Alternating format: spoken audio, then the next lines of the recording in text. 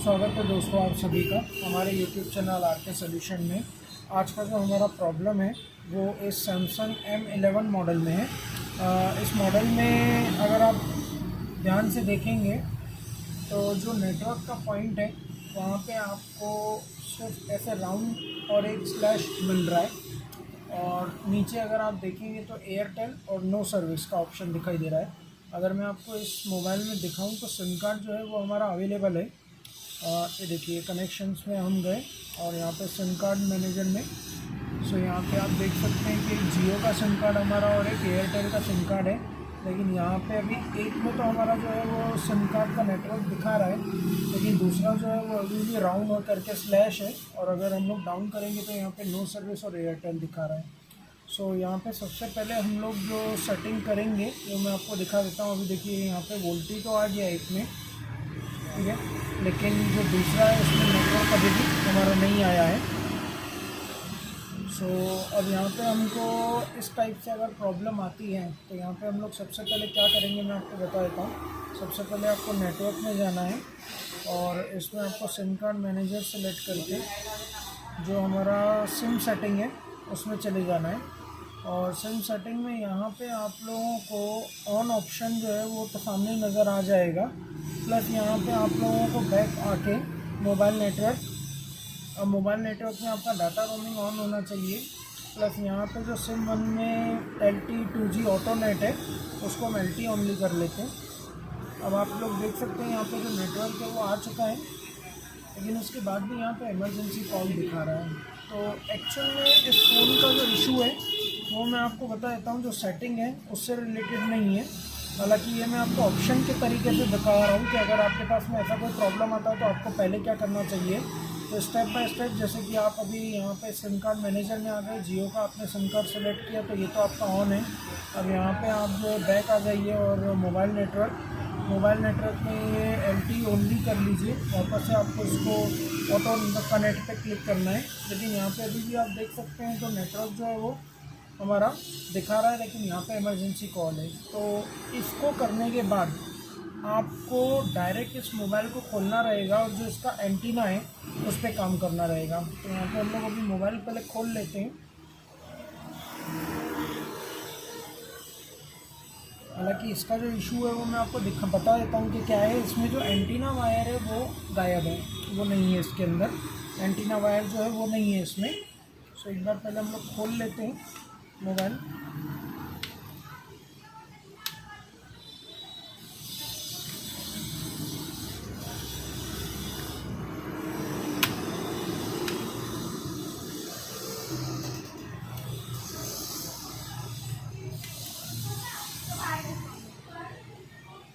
देखिए एक नॉर्मली क्या होता है, यहाँ पे एक एंटीना वायर होता है, तो इस मोबाइल में जो एंटीना वायर है वो गायब है। मैं आपको खोल के भी फ़ोन दिखा देता हूँ एक बार।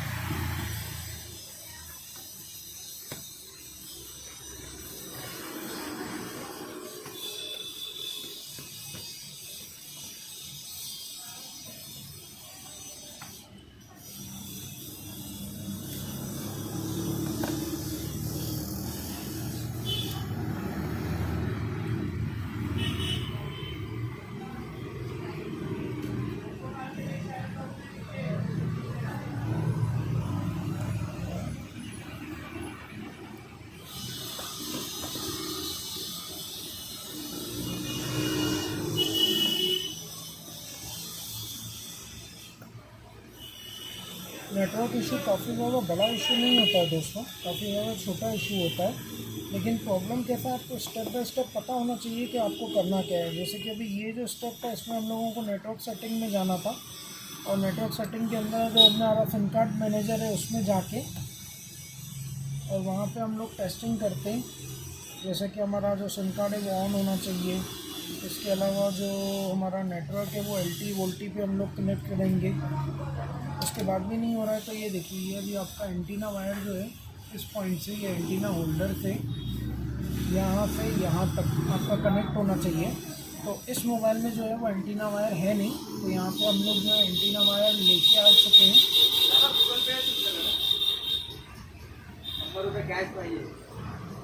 तो अभी ये जो एंटीना वायर है हमारा वो यहाँ पे अब ये जो एंटीना वायर है हमारा वो हमें यहाँ पे लगाना रहेगा इस पॉइंट पे। तो अभी यहाँ पे हम लोग पहले इस पॉइंट पे इसको ऊपर की तरफ पे लगा देंगे।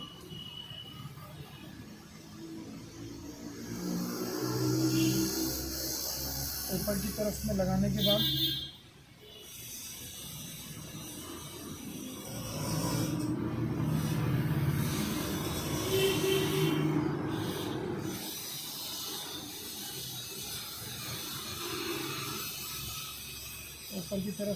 के बाद ये आपको नीचे ले लेना है और इस पॉइंट पे लगा देना है।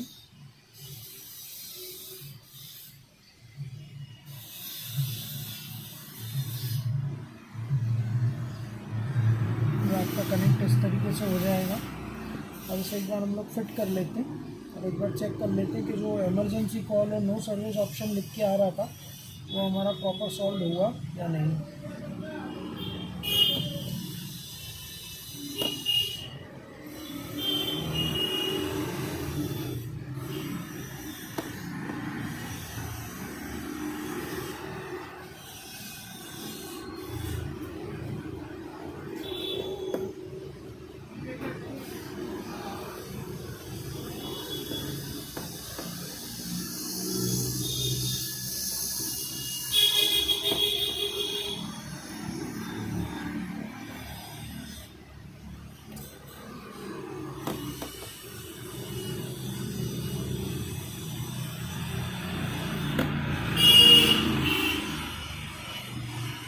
कि एंटीना वायर जो है उसका काम ही यही है, जो नेटवर्क है उसको सर्च करता है और नेटवर्क को सर्च करके हमारे मोबाइल में दिखाने का काम करता है। लेकिन अगर ये एंटीना वायर नहीं रहता है तो प्रॉब्लम इसी टाइप की आती है कि जो नेटवर्क है वो दिखाई नहीं देगा आपको सिम कार्ड डालने के बावजूद भी।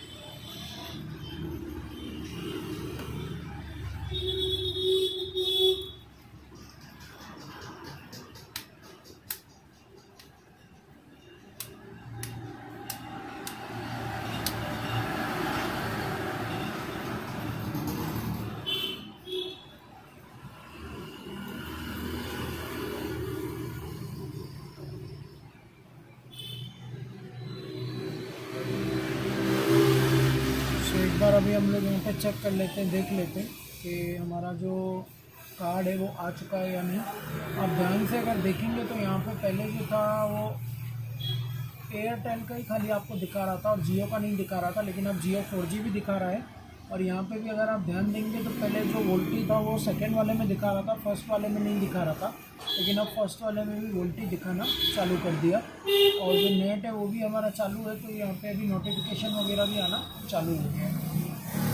स्टार्टिंग में आपने देखा रहेगा कि यहाँ पे जो था ये फर्स्ट वाले सिम कार्ड में LT वोल्टी नहीं दिखा रहा था, सेकंड में दिखा रहा था और यहाँ पे स्लैश आ रहा था और यहाँ पे भी खाली इमरजेंसी कॉल लिख के आ रहा था, लेकिन अब जियो 4G और एयरटेल दोनों आ रहा है।